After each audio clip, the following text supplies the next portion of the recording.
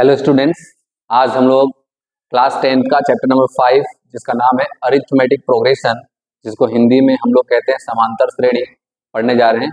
आज हम लोग उसका परिचय समझेंगे कि समांतर श्रेणियां होती क्या है, what is arithmetic progression. Okay, तो यहाँ पर मैं एग्जांपल से आप लोगों को समझाता हूँ।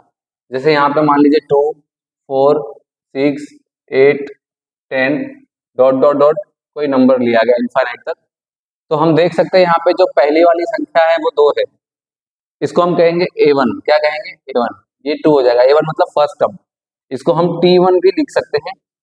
ओके, T2 कहो या A2 कहो, ये हमारा 4 हो जाएगा। क्या हो जाएगा? 4 सेकेंड टर्म। फिर अगर हम T3 लिखें और इसको हम A3 भी बोल सकते हैं तो 6 थर्ड टर्म, ये fourth term, fifth term, dot dot dot infinite term. ठीक है, तो हम देख सकते हैं कि इनके बीच का डिफरेंस, इनके बीच का डिफरेंस, इनके बीच का डिफरेंस, इनके बीच का डिफरेंस, सभी के बीच का जो डिफरेंस है, जो अंतर है वो एक जैसा है। कितना अंतर है? 2 है। कितना है? 2।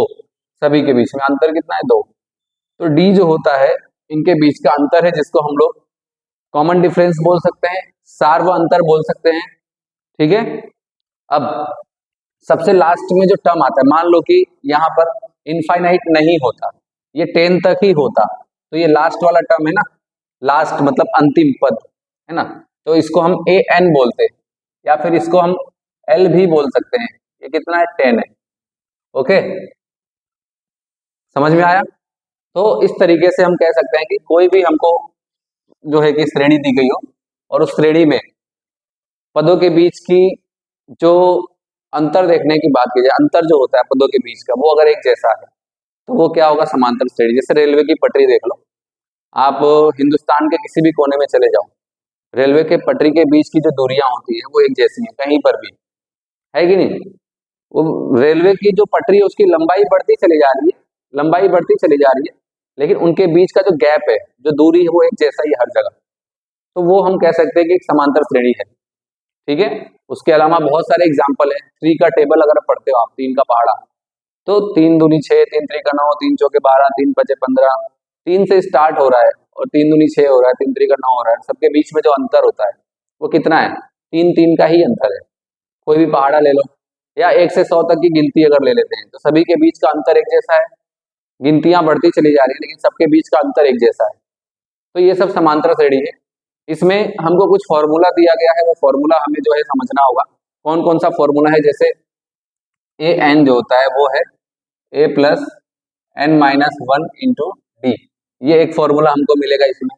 फिर s N is equal to N by 2 bracket में 2a plus N minus 1 into d, ये एक फॉर्मूला मिलेगा। उसके अलावा s N is equal to N by 2, ये 2a को हम a प्लस ए लिख सकते हैं, a प्लस फिर n माइनस 1 इंटू डी।